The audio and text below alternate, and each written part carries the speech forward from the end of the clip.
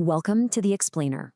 Today, we're digging into a tough one, the Jeffrey Epstein case, and what one complex legal analysis says it reveals about the entire American justice system.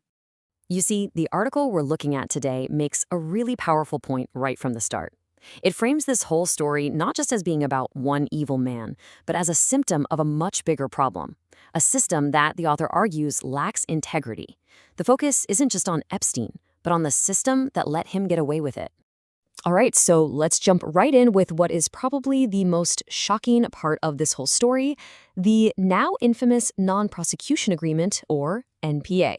So picture this. Prosecutors had all of this evidence that billionaire Jeffrey Epstein was running this massive international sex trafficking ring. And what did he get? Well, one lawyer put it best. He got the sweetheart deal of the century from the U.S. attorney at the time, Alex Acosta. It was a deal so good, it was almost unbelievable. But what's absolutely wild about this deal, and you can see the terms right here, is that it didn't just let Epstein off easy. It shielded his entire network. That last point is just stunning. Federal immunity for any potential co-conspirators. I mean, think about that. This wasn't just a get-out-of-jail-free card for him, it was for the whole operation. Okay, so the deal itself is pretty shocking, right? Well, it gets even crazier when you realize just how much evidence the prosecutors were sitting on. This wasn't some flimsy he-said-she-said case. Not even close.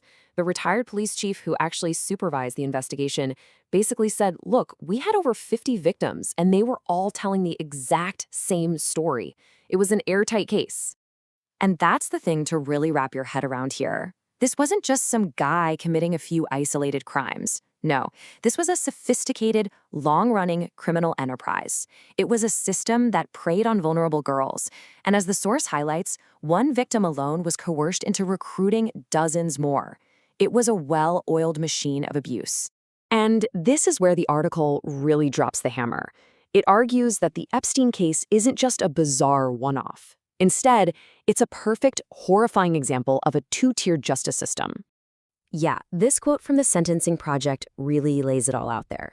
The argument is, we don't really have one justice system in the United States. We have two. One for the rich and powerful, and a completely different one for pretty much everyone else, especially poor people and people of color. And look at this comparison. It is just jaw-dropping. On one side, you have Epstein. On the other, a case involving black ministers in Ohio for similar crimes. The outcomes couldn't be more different. We're talking 13 months with work release versus sentences of 17 years to life in federal prison. And get this, in the Ohio case, an accomplice's wife got more time just for lying to investigators than Epstein did for everything.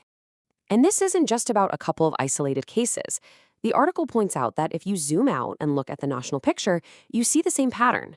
Black Americans are about 13% of the U.S. population, right? But they make up a massive 38% of the prison population. That is a huge, huge disparity. And to really drive this home, the source gives us this absolutely staggering statistic. 1 in 3 black boys born today can expect to end up in prison at some point in his lifetime. Just let that sink in for a second. 1 in 3. So you've got this one side of the coin where certain groups are massively over-incarcerated. But then there's the flip side. The article calls it hyper-under-incarceration, especially for crimes like sexual violence. What does that mean? It means almost nobody goes to prison for it. Out of 1,000 perpetrators, an estimated 995, that's 99.5%, will never spend a day in a prison cell. So you have to be asking, how on earth is a deal like the one Epstein got even possible? Well, the analysis points to one thing: the immense, almost unchecked power that prosecutors have. It all comes down to this concept called prosecutorial discretion. And basically what that means is that prosecutors have nearly absolute power. They decide who to charge, what to charge them with, what kind of plea deal to offer, and there's very, very little oversight to stop them. And the source makes it clear that the prosecutor, Alex Acosta, had a whole playbook of tools he could have used against Epstein. He could have used RICO laws, the same laws used to take down mob bosses to go after the entire criminal enterprise.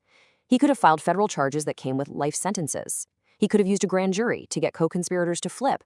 I mean, he had all the power he needed to bring the whole thing crashing down. But he just didn't. So instead of the prosecution driving the case, what happened? Acosta's office essentially let Epstein's dream team of defense lawyers call all the shots. They got to dictate the terms. The author of this piece presents this as a total failure, a complete abandonment of a prosecutor's duty to the victims and to the public. And all of this leads to the article's really powerful and frankly disturbing conclusion. The argument here is a huge shift in how we think about this. The author says, maybe we should stop saying the system is broken. What if it's actually working exactly as it was designed to? What if its purpose is to protect the powerful and punish the vulnerable? And when you look at it that way, the author argues that calls to abolish and completely rebuild the system, well, they don't sound so extreme anymore. They start to sound like a pretty rational response to a system that might be rigged, or as the author puts it, rotten to the core.